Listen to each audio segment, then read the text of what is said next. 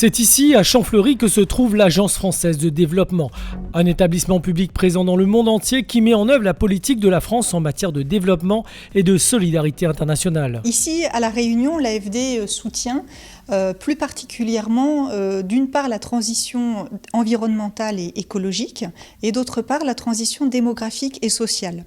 Concrètement, cela signifie que l'AFD soutient, finance les acteurs publics et les acteurs privés dans le domaine de ces transitions. L'AFD engage plus de 14 milliards d'euros dans le monde avec notamment 1072 nouveaux projets de développement soutenus en 2019.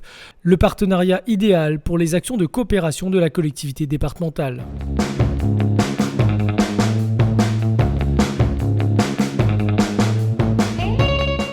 C'est ainsi le même schéma avec nos voisins mauriciens et à Port-Louis, c'est une réunionnaise qui nous accueille.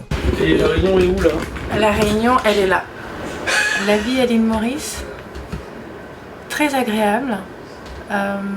J'apprends à découvrir mon île à travers les yeux des Mauriciens également.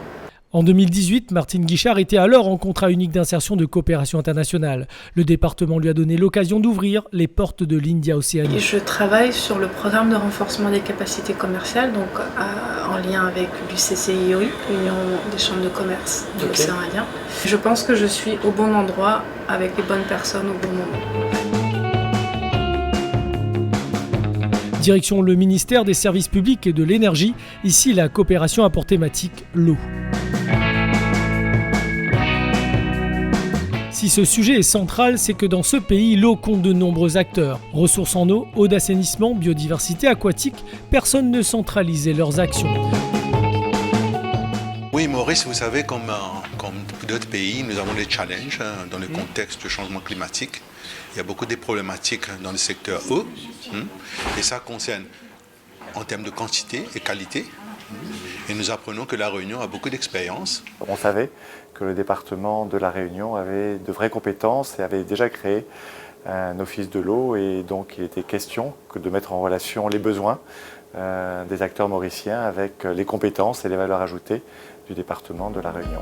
Le département valorise ainsi sa propre expertise. L'Office de l'eau, avec plus de 20 ans d'expérience, est un opérateur historique de cette collectivité. On a d'abord cherché à savoir quels étaient leurs besoins et comment ils étaient structurés.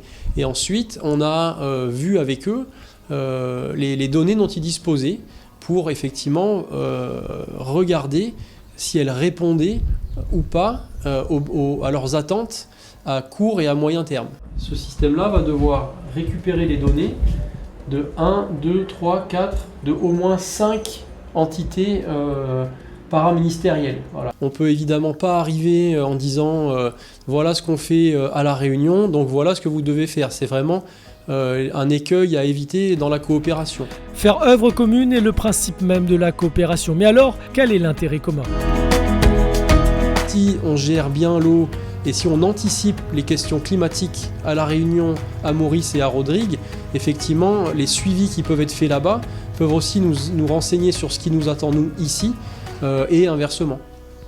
Il faut, je pense, ne pas se limiter aux notions de solidarité qui sont importantes, mais ce sont aussi des termes de partenariat. C'est à travers, je dirais, la coopération entre les peuples de la zone océan Indien, de l'Indian Océanité, que l'on va développer réellement une notion d'intégration régionale, économique, sociale, la manière de prendre en considération des problèmes communs et d'essayer de les régler ensemble en mutualisant nos moyens. Et dans ce contexte, le territoire de La Réunion a de très grands atouts à mettre en avant, évidemment, en termes d'expertise, de plateau technique, de capacité de projection qui n'existe pas ailleurs dans la zone océan Indien sud-ouest.